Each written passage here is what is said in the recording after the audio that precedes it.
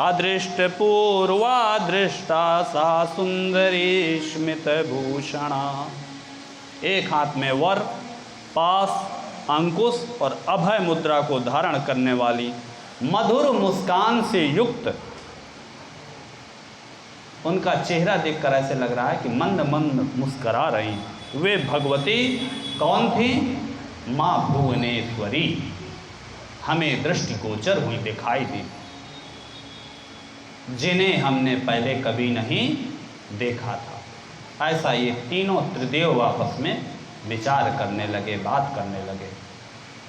ह्रींकार जप निष्ठस्तु पक्षी वृंदै निसेविता, अरुणा करुणा मूर्ति कुमारी नव यौवना। ह्रींकार बीज मंत्र का जप करने वाले पक्षियों का समुदाय उनकी सेवा कर रहा था। अब समझिए, जो वहां पर पक्षी थे उनके आसपास, वो मंत्र जप कर रहे थे माया बीज का, ह्रीम मंत्र।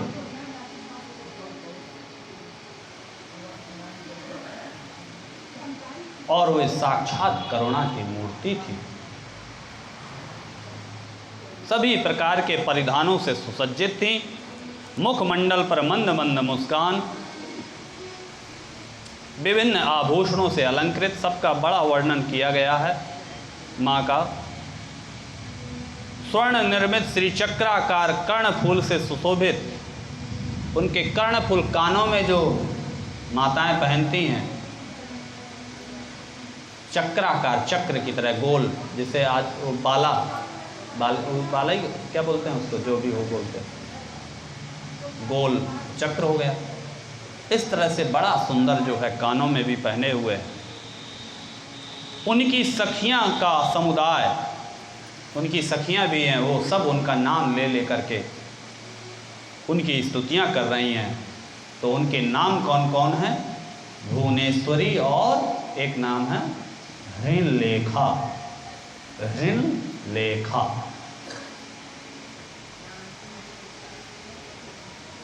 कोई उनको हृणलेखा के नाम से उनकी स्तुति कर रही है, कोई भुवनेश्वरी के नाम से, कोई भुवनेशी भी कह रही हैं, कोई माहेश्वरी कह रही है।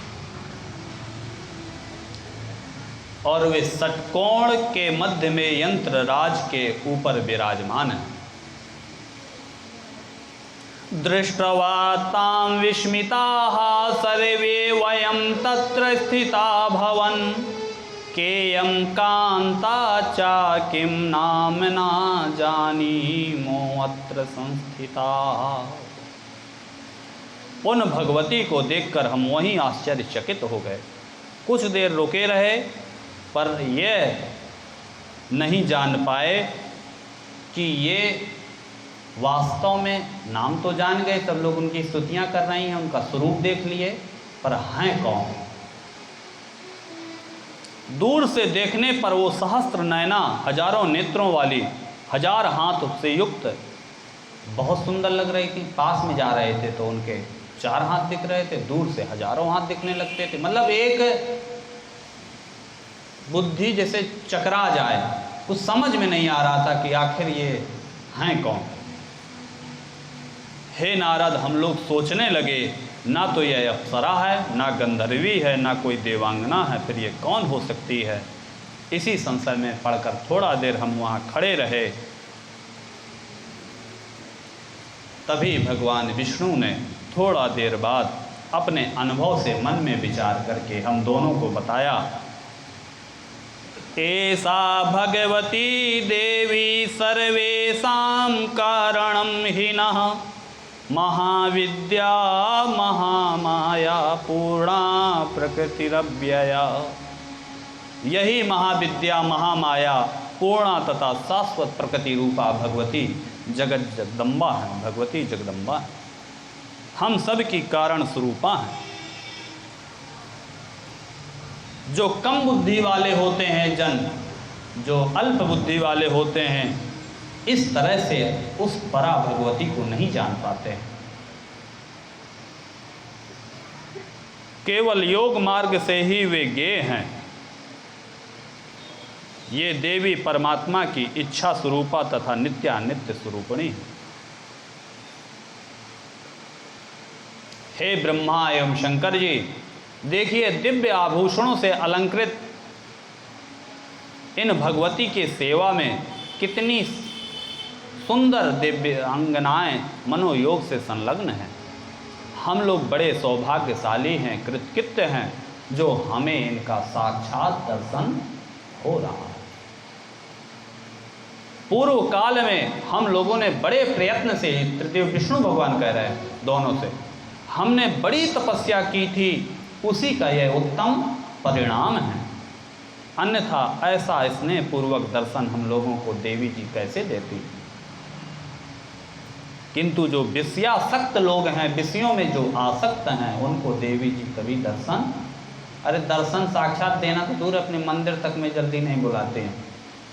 हम सब लोग वास्तव में सौभाग्यशाली हैं कि आज माँ के दरबार में बैठ के माँ का पुराण सुन रहे हैं और उनके स्वरूप का आँखों से ना सही मन से तो दर्शन कर ही रहे हैं। इन चर्म चक्षुओं से माँ को देख रहे हैं और मन हमारा उनके स्वरूप को देख रहा है। और सभी इंद्रियों का राजा मन है ही है। जब राजा ने देख लिया तो बाकी प्रजा ने तो देख ही लिया, आंखों ने भी देख लिया। जो उदार हृदय वाले पुण्यात्मा तथा तपस्वी लोग हैं, वही इनके दर्शन प्राप्त करते हैं। ये ही मूल प्रकृति स्वरूपा भगवती परम पुरुष के सहयोग से ब्रह्मांड की रचना करके परमात्मा के समक्ष इसे उपस्थित कर देती है। भगवान विष्णु ने बड़ी बड़ी माँ की स्तुति पूर्वक उनके विषय में बताया और यहाँ तक बताया कि बचपन में बाल काल के समय एक मैं बट वृक्ष पर पलंग पर सोया हुआ था, अपने पैर का अंगूठा चूस रहा था। उस समय यही भगवती मुझे झूला झुलाती थी और उस समय का वो देखा हुआ चेहरा आज इनका देखकर मुझे याद आ गया। इसलिए मैं ये सारी बातें आपको बता रहा हूँ कि संसार की उत्पत्ति की कर्ता यही भगवती जगत जननी भुवनेशी हृलेखा माँ।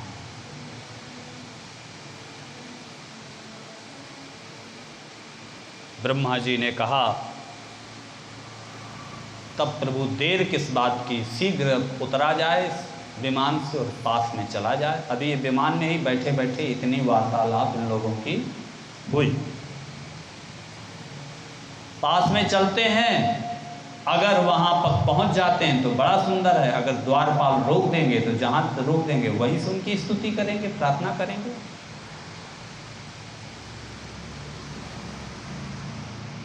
और ऐसा सोचते ही शिव जी और ब्रह्मा जी, भगवान विष्णु ने भी कहा ठीक है, और मन में तर्क वितर्क करते हुए भगवती के द्वार पर पहुंच गए। कोई काशी, कोई मथुरा, कोई केदार गया, गया जी को गया कोई, पर माँ मेरी मैं तेरे द्वार आ गया। माँ के दरवाजे पर हम सब पहुंच जाते हैं। आप भी पहुंचा दीजिए माँ के दरवाजे पर।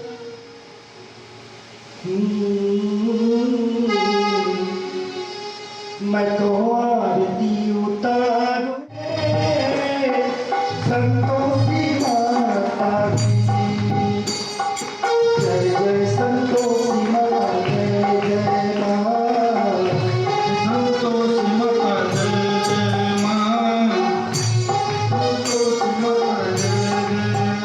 मैं तो आरती उतारूं रे संतोषी माता की, जय जय संतोषी माता जय जय माँ, जय जय संतोषी माता जय जय माँ, जय जय संतोषी माता जय जय माँ।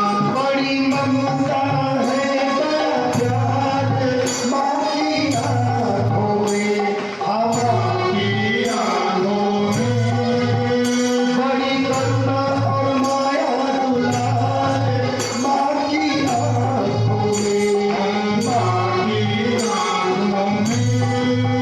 क्यों न देखूं मैं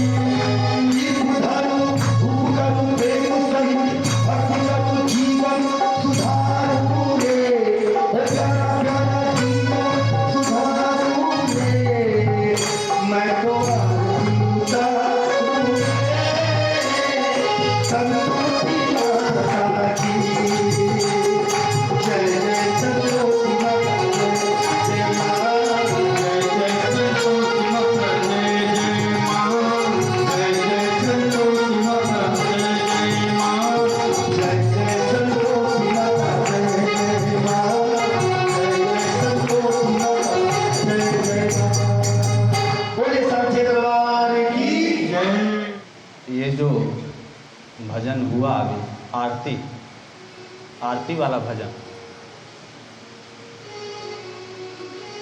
हो सकता है आप लोगों को ये बात अच्छी ना लगे, फिर भी हम कह देते हैं। संतोषी माता नाम की कोई देवी नहीं है। ये एक बॉलीवुड द्वारा तैयार किया हुआ एक नया देवी। बॉलीवुड में एक पिक्चर आई थी संतोषी माता, उसके पहले कोई संतोषी माता नहीं थी। वैसे हम तो सिया राम मैं सब जग जानी, कोई भी नाम हो माँ वाणी की ही स्वरूपा है, तो कोई भी अक्षर कोई भी वाणी सब उन्हीं से उत्पत्ति हुई है। धृति क्षमा उनके बहुत नाम हैं, उसमें संतोष भी ठीक है, सबको संतोष रखना चाहिए। पर वैसे शास्त्रों में कहीं संतोषी माता नाम की देवी का कोई उल्लेख नहीं मिलता है। पर हमारे धर्म में कई प्रकार का होता है ना, कभी कभी एक तो डायरेक्ट विरोध करो, और जो डायरेक्ट नहीं कर पा रहे हो तो दूध में पानी ही मिला दो और पिला दो। मिश्रण कर दो, लोग जान ना पाए धीरे से। जब मिला के पिला दिया जाएगा तो नकली वो कितने दिन चलेगा, कुछ दिन बाद फिर वही लोग जो है आपको। तो संतोषी माता नाम की कोई देवी का हमको अभी तक नहीं ऐसा मिला है। आप लोगों को अगर मिला हो तो ठीक है। तो मेरी तो बहुत श्रद्धा उन पे नहीं है, पर संतोष शब्द बहुत अच्छा है। माँ के बहुत सारे नाम हैं, क्षमा, दया, शांति, धृति, पुष्टि, तुष्टि। तो उनमें से एक ऐसे मान करके कि माँ सबकी स्वरूप है। और ये फिल्म इतनी चली कि लोग टाकीज पर ही आरती उतारने सुनते हैं। हम तो नहीं देखे ना, उस समय मुझे याद है। कहते हैं कि यार लोग वहीं फिल्में में 3 बार आरती होती थी। खूब टाकीज वालों ने भी पैसा कमाया, बॉलीवुड वालों ने भी कमाया। एक ऐसा स्वरूप बनाया कि उसने सभी देवियों से ऊपर थी, त्रिदेवियों से वही सब मुख्य थी। उसने सबको जो है, जिसने उसका निराकरण वो किया, सबको सजा दी ये दुनिया भर। इसी तरह एक और कटु बात कह दूँ आप में से कुछ लोगों के लिए, एक नए देवता प्रकट किए गए हैं, वो भी फिल्म के द्वारा। हम लोगों का मन अभी 33 करोड़ देवी देवताओं से नहीं भरा। अरे हमारे पास इतने देवता हैं कि किसी देशों के पास इतनी संख्या भी नहीं होगी। फिर भी इतने देवताओं से नहीं भरा तो बॉलीवुड ने एक नया देवता एक फिल्म बनाई। पहले थे लोग जानते थे फिर कम, एक साईं बाबा, नए देवता आ गए मार्केट पे। इसके पीछे कितना बड़ा षड्यंत्र है वो आप अभी नहीं आप लोग समझेंगे। हर मंदिर में उनकी मूर्ति बैठाई जा रही है, उनका पूरा सिजरा है उन लोगों के पास कि इनके पूर्वज कौन थे, ये कौन थे। सब लोग आप जानते होंगे कि जन्म से वो मुसलमान थे, इसमें कोई दो राय नहीं है। और राम मंदिर का जो निर्णय आया किस आधार पर आया, क्योंकि पुरातत्व विभाग ने खुदाई की और वहाँ पर पाया कि जो है कुछ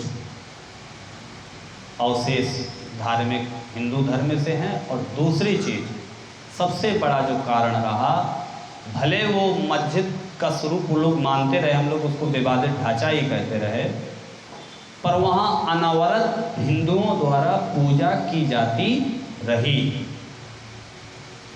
जिसके कारण उनको ये फैसला देना पड़ा जिस स्थान पर पूजा आरती हो रही हो उसको अधिकार। जैसे मकानों में अगर कोई किराएदार कुछ दिन बना रहता है, अगर कब्जा दाखिल है तो फिर वो मुश्किल पड़ जाता है उसके हक में फैसला, क्योंकि वो दाखिल है ना।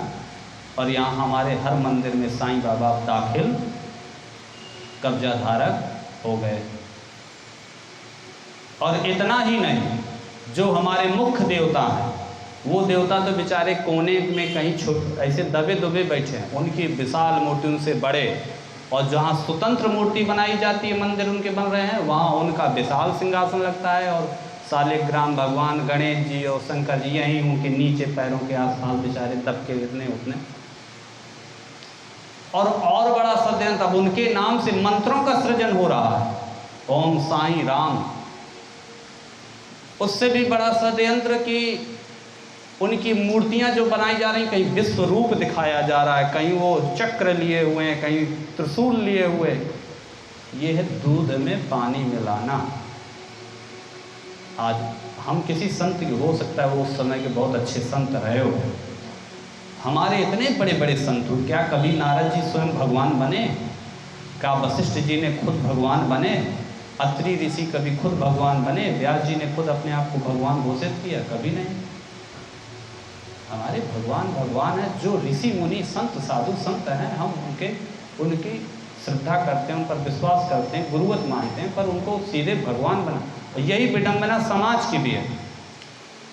आजकल कोई थोड़ा बहुत कथा बाँचने लगा, थोड़ी सिद्धि विद्धि कुछ भी अच्छा करने लगा, और 1000-2000 आदमी, तो हम जो कह रहे हैं उस बात पर कम विश्वास करना है। जो व्यक्ति कह रहा है उसी को भगवान मान लेना। हम जो कह रहे हैं उस पर श्रद्धा रखिए। ठीक है, हम कह रहे हैं इसलिए हम पर भी थोड़ी बहुत रख रहे हैं, पर हम ही को भगवान मान के पूजने लगना, फलाने सरकार, फलाने अब भगवान, वो कब से भगवान हो गए?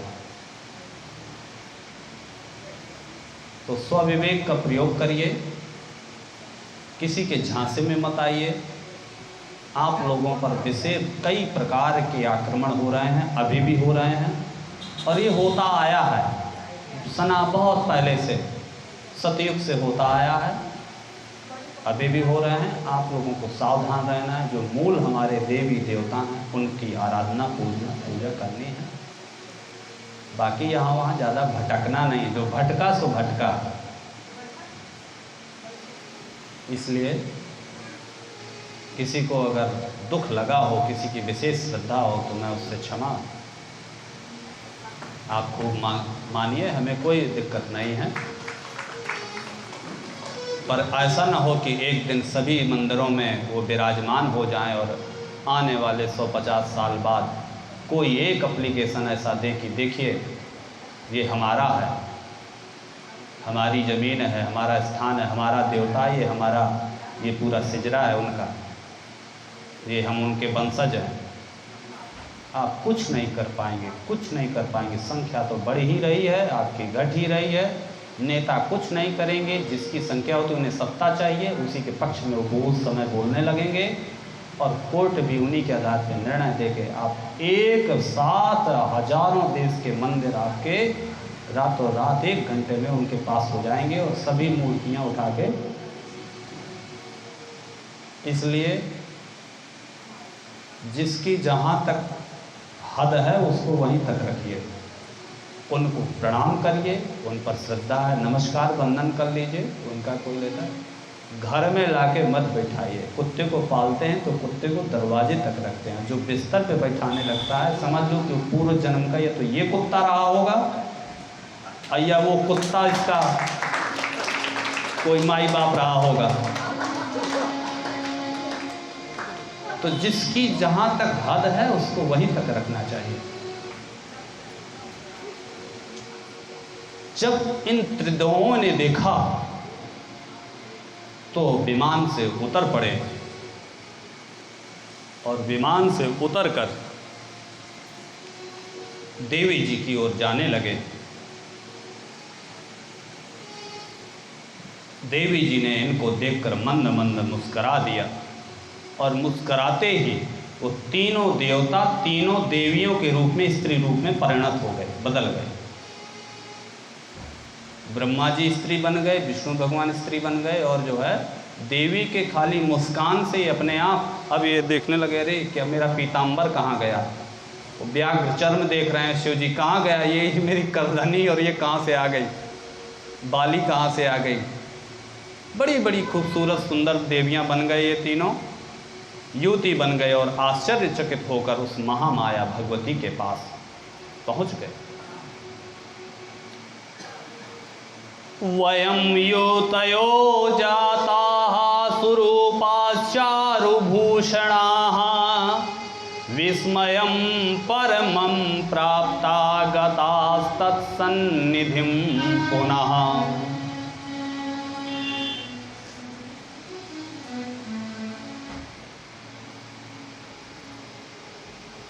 ब्रह्मांडमखिलं सर्वं तत्र स्थावरजंगमम् अहं विष्णुश्च रुद्रश्च वायुरग्निर्यमो रवि। तीनों देख रहे हैं, माँ को निहार रहे हैं। निहारते निहारते माँ के चरण पर, दाहिने पैर के चरण के नाखून पर दृष्टि पड़ी तीनों की, और दृश्य बदल गया। देखते ही जैसे होता ना किसी और दुनिया में चले गए। क्या देख रहे हैं? उनके चरण के, जैसे शीशा होता है ना, शीशे में प्रतिबिंब दिखता है, तो उनके चरण के, दाहिने चरण के माँ के नाखून में देख रहे हैं।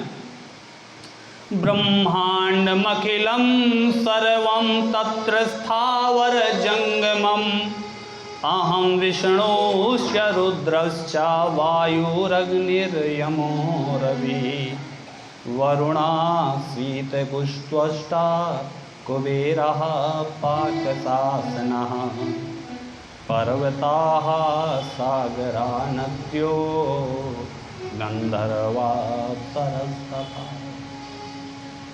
ब्रह्मा भी उसी में दिखाई दे रहे हैं, विष्णु भी दिखाई दे रहे हैं, जो पहले दिखे थे वो सब वहीं दिखाई दे रहे हैं, उसी के अंदर। सारे सागर, वन, समुद्र, जल, नदी, विश्वकर्मा, इंद्र, वायु, कुबेर, गंधर्व, अप्सरा, हा हा हु हु, राक्षस, जितने योनियां हैं सब उसी में दिखाई दे रहे हैं। नारद, चित्रांगद, श्वेत, चित्रकेतु, विश्वावसु, सिद्धगण, साध्य, उरग, किन्नर, नाग, बैकुंठ, कैलाश, ब्रह्मलोक, सब उन्हीं के नख में दिखाई देने लगा। ब्रह्मा जी देखते हैं कि मैं भी उसी में बैठा हुआ अंदर दिखाई दे रहा हूँ। ब्रह्मा जी बोले, मैं ये देख करके आश्चर्यचकित फिर हो गया और मन ही मन सोचने लगा, अरे ये क्या है? मेरे समान ही विष्णु और शिव भी यहाँ, वो दोनों आश्चर्यचकित खड़े थे, वो भी यही सोच रहे थे। तब हम तीनों ने समझ लिया कि ये समस्त जगत जो है इसी महादेवी जननी की कृपा से है। इस संसार की सारी उत्पत्ति की हेतु, जिनके चरण के नख में सारा चराचर जगत है, तब हमारी कितनी उसमें सोची, हम लोग कहाँ आते हैं। एक नासा वालों ने एक वो वीडियो यूट्यूब में डाला था, मैं एक बार देख रहा था। पहले उन्होंने आकाश गंगाएं दिखाई, फिर उसमें ऐसे करते जूम करते करते करते करते फिर पूरा ब्रह्मांड दिखाया, फिर उसमें पृथ्वी लोक दिखाई, फिर उसमें जूम करते करते भारत, तो फिर वहाँ ये भी। तब हमें लगा, रे हमारी सत्ता जिसके लिए हम लड़ते हैं, एक खेत के लिए, मकान, मेड़ के लिए लड़ाई हो जाती है, लाठी डंडे चल जाते, मेड़ के लिए। मेरी यहाँ से दीवार थी, या चबूतरों के लिए, मेरा थोड़ा आगे बढ़ा था, तुमने कहा। हम इस चराचर जगत में कहाँ आते हैं, क्या हैं हम? कुछ नहीं है, और कितने दिनों के लिए हैं कुछ पता नहीं है। अभी कल हमारे शाम को, अभी 1 घंटे बाद क्या होगा, एक पल आगे का हम लोगों को कुछ पता नहीं है कि हमारे साथ क्या होगा। फिर भी इतना अहंकार, अभिमान पाल के बैठे हुए जन्मों जन्मों से। इन्होंने भी समझ लिया कि ये जगत की जननी यही महादेवी। तीनों जो है हाथ जोड़कर उस भुवनेश्वरी देवी की स्तुति करने लगे। भगवान विष्णु पहले स्तुति करते हैं, फिर शिव जी स्तुति करते हैं, फिर ब्रह्मा जी स्तुति करते हैं। तीनों ने काफ़ी विस्तार से स्तुति की। इस देवी, श्रीमद् देवी भागवत महापुराण का ये काफ़ी हद तक सार है। जहाँ तीनों देवता प्रार्थना करें, वो प्रार्थना साधारण होगी, कितनी अच्छी प्रार्थना होगी। आइए हम कुछ उनकी स्तुतियाँ, कुछ श्लोक पूरे तो नहीं पढ़ पाएंगे, समय की बाध्यता है, कुछ श्लोक पढ़ते हैं। इनके द्वारा 3 तो भजन स्तुति रूप में करवाते हैं। भगवान विष्णु प्रार्थना करने लगे, हे प्रकृति एवं विधात्री देवी को मेरा निरंतर नमस्कार है। कल्याणी, काम प्रदा, वृद्धि तथा सिद्धि देवी को बार बार नमस्कार है। सच्चिदानंद रूपिणी तथा संसार की योनि स्वरूपा देवी को नमस्कार है। आप पंचकृत विधात्री श्री भुवनेश्वरी देवी को नमस्कार है। पंचकृत विधात्री मतलब 5 कार्यों को करने वाली है। 5 कार्य कौन होते हैं? हमारे 5 कार्य होते हैं: सृष्टि, पैदा करना, पालन, संहार, निग्रह और अनुग्रह। और ये पांचों कार्य अलग अलग देवताओं में बटे हैं, इसलिए मुख्य हमारे पंच देवता हैं। 5 देवता मुख्य हैं, बाकी तो बहुत है। ब्रह्मा, विष्णु, महेश, देवी जी और गणेश जी। इसलिए हम कभी भी किसी भी गुरु से अगर दीक्षा भी लें तो जो वास्तव में अगर गुरु कृपा से शिष्य बन करके गुरु बनने जा रहा होगा तो इन्हीं 5 देवताओं में से ही किसी एक देवता की दीक्षा आपको देगा। ब्रह्मा मतलब ब्रह्मा जी की या सूर्य, वो दोनों एक ही कैटेगरी में आते हैं। सूर्य भगवान की भी दीक्षा दे सकता है, ब्रह्मा जी से संबंधित गायत्री इत्यादि दे सकता है। भगवान विष्णु के अगर आप उपासक हैं तो भगवान विष्णु की दीक्षा दे सकता है मंत्र की, या भगवान विष्णु के जितने अवतार हो चुके हैं उनमें से भी किसी की, वो सब भगवान विष्णु के अंतर्गत आ जाते हैं। और शिव जी की दीक्षा में शिव जी का मंत्र या रुद्र इत्यादि का मंत्र देगा। देवी जी में किसी भी देवी का तो वो देवी जी के और गणेश जी का। इसलिए हम सभी को इन 5 देवताओं का यथोचित सम्मान करना चाहिए, पूजा आराधना करना चाहिए, इनमें भेद नहीं करना चाहिए। आगे आता है जो भेद करेगा उसके साथ क्या होगा, आएगा आगे। हाँ, जो हमारे मुख्य इष्ट हैं जिनका हमने मंत्र लिया है, चूँकि वो उनका हम मंत्र जपते हैं, तो अन्य जब देवताओं की चारों की पूजा करें तो उनसे ये प्रार्थना करें, उनसे कुछ नहीं मांगना चाहिए, अन्य चारों से नहीं, उनसे यही प्रार्थना करना चाहिए कि हे प्रभु, आप मेरे ऊपर ऐसी कृपा करिए, ऐसी कृपा करिए कि मेरा मन जो है, मेरे इष्ट इन पर हमेशा बना रहे, मेरी भक्ति इन पर हमेशा हमेशा बनी रहे। और फिर अपने इष्ट से आपको जो मांगना है, सांसारिक से लेके परमार्थ से लेके, वो सब मांगे। दूसरे से खाली अपने इष्ट पर भक्ति बनी रहे, ऐसा मांगना चाहिए।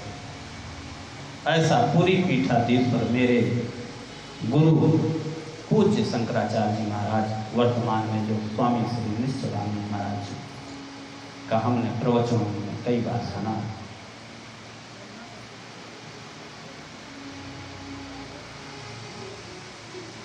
भगवान विष्णु प्रार्थना करते हैं देवी जी की, नमो देव्यै प्रकृत्यै च विधात्र्यै सततं नमः, कल्याण्यै कामदायै च वृद्ध्यै सिद्ध्यै नमो नमः, सच्चिदानन्दरूपिण्यै संसारारणये नमः, पंचकृत्य विधात्रै ते भुवनेस्यै नमो नमः, सर्वाधिष्ठानरूपायै कूटस्थायै नमो नमः, अर्धमात्रार्थभूतायै हृल्लेखायै नमो नमः, ज्ञातं मयाखिलमिदं त्वयि सन्निविष्टं, त्वत्तोऽसम्भवलया वपि मातुरद्या, विस्तार्य सर्वमखिलं सदसद्विकारं, संदर्शयस्य विकिलं पुरुषाय काले, तत्त्वैश्च षोडशभिरेश सप्तभिश्च, भासीन्द्रजालमिव नाकिलरञ्जनाय, नात्वा मृते किमपि वस्तुगतं विभाति, व्याप्यैव सर्वमखिलं त्वमयि स्थितासि, शक्तिं विना व्यवहितो पुरुषोऽप्यशक्तो, वं भण्यते जननि श्रीमता जनेन। बहुत प्रार्थना करते हैं, अब इनका अर्थ बताना और प्रार्थना करना। आइए हम लोग अपनी भाषा में जो समझ में आपको आती है एक माँ की प्रार्थना करते हैं।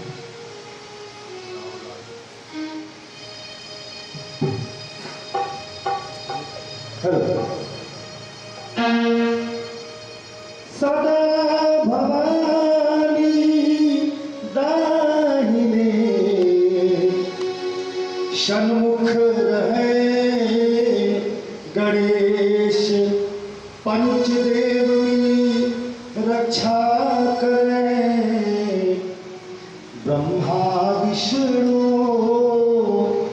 महेश मैया मैया सब कहे, मैया दिल से कहे जो कोई तुरंत सहाय होती है, नाम अनेकों हो। नाम रे सबसे बड़ा तेरा नाम,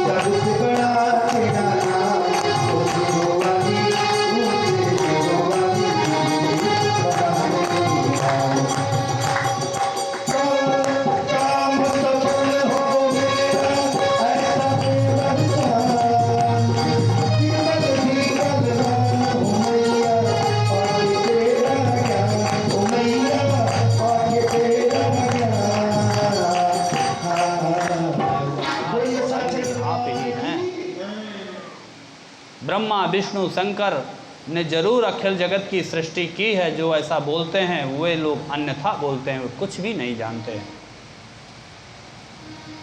आपने ही सदा से इन तीनों की सृष्टि की है और आपकी ही प्रेरणा से उन तीनों ने फिर ये संपूर्ण चराचर जगत की सृष्टि की। हे अम्ब, आपने ब्रह्मा विष्णु और महेश द्वारा निर्मित इन संपूर्ण सचराचर जगत को व्याप्त कर रखा है। कह रहे हैं जैसे एक नट होता है, नट जिस दिन बड़ा अच्छा खेल दिखाता है बाद में सब मिटा देता है, अगर अच्छा बढ़िया करता है तो प्रसन्न होता है, बढ़िया मेरा अच्छा खेल गया आज का। ऐसे ही आप ये नाटक करते हैं अपने ही मनोरंजन के लिए, हम सबको रचती हैं, फिर ये सारी दुनिया को हम लोग रचते हैं, अंत में सब निग्रह अनुग्रह कर लेती हैं सब अपने में। बड़े ही कम से कम 21 श्लोकों में शिव जी प्रार्थना करते हैं। और उनसे कहते हैं, यदि माँ आप मेरे पर दयालु हैं तो मुझ पर दया करिए और अपना निर्मल अद्भुत सर्वश्रेष्ठ एवं विशद नवार्ण मंत्र मुझे प्रदान करिए। शिव जी कह रहे हैं माँ से, कुरु दयामुदय से यदि देवी माँ कथय मंत्र मना विल मद्भुतम संभवम प्रजपन सुखितो है हम सुविसिदम च नवाण मनुत्तमम। अपना नवाण मंत्र मुझे दीजिए। नवाण मंत्र कौन है? इस अभी शिवरात्रि को नवरात्रि बीती है, उस पर आप लोगों ने खूब जाप अनुष्ठान किया होगा। सभी लोग मेरे साथ बोलिए, ओम ऐं ह्रीं क्लीं चामुंडायै विच्चे। इसमें ऐं ह्रीं क्लीं चामुंडायै विच्चे 9 वर्ण है, इसलिए इसको मिलाकर नवार्ण। पर जब तक ओम नहीं लगता वो मंत्र, तो ओम लगाने से वो मंत्र हो जाता है। तो ओम के साथ ही ओम ऐं ह्रीं क्लीं चामुंडायै विच्चे। शिव जी माँ से ये प्रार्थना करते हैं कि मुझे अपना नवार्ण मंत्र दीजिए, जिसका जप करके मैं सर्वदा के लिए सुखी हो जाऊं। पूर्व जन्म में भी मैंने नवार्ण मंत्र की दीक्षा पाई थी, परंतु अब वह मुझे स्मरण नहीं रहा। इसलिए हे तारके, हे जननी, आज पुनः वह मंत्र मुझे दीजिए। मेरा भव सागर से उद्धार कीजिए, उद्धार कीजिए। इस तरह जब बाबा भोलेनाथ प्रार्थना करते हैं तो माँ उनको नवार्ण मंत्र प्रदान करती है। आइए बाबा की भी प्रार्थना में एक प्रार्थना हम लोग फिर से करते हैं। बोलो नमः शिवाय, ओम नमः शिवाय, नमः शिवाय, ओम नमः शिवाय, ओम नमः शिवाय, ओम नमः शिवाय, ओम नमः शिवाय, बोलो ओम नमः शिवाय। नारायण दुर्गा भैरव बाबा राम भोली माई, बम बम बोल रहा है काशी, बम बम बोल रहा है काशी, बम बम बोल रहा है काशी। माँ गंगा की पावन धारा यह सकल अविनाशी,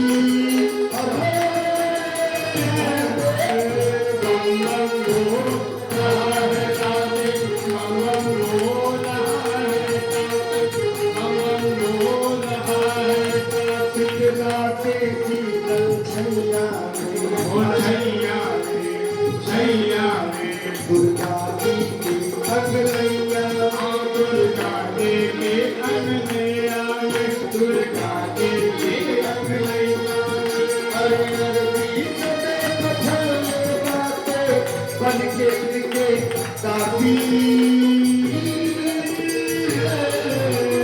बम बम बोल रहा है काशी, बम बम बोल रहा है काशी, बम बम बोल रहा है काशी। बोलो नमः शिवाय,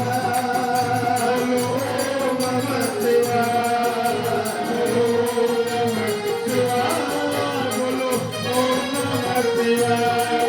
सब दूर दूर से आवेला, आवेला, आवेला, दर्शन पावेला, आके दर्शन पावेला, बाबा के दर्शन पावेला। हर बम भोला के मस्त नगरिया, देवी के बासी, हर बम बम बोल रहा है काशी, बम बम बोल रहा है काशी। मारे दुर्गा भैरव बाबा राम भोली माई, बम बम बोल रहा है काशी, बम बम बोल रहा है काशी, बम बम बोल रहा है काशी। भोगवा लागेला लागेला कल्याणचे भुतवा भागे दर्शनचे भुतवा भागेला कल्याणचे भुतवा लागेला दर्शनचे भुतवा भागे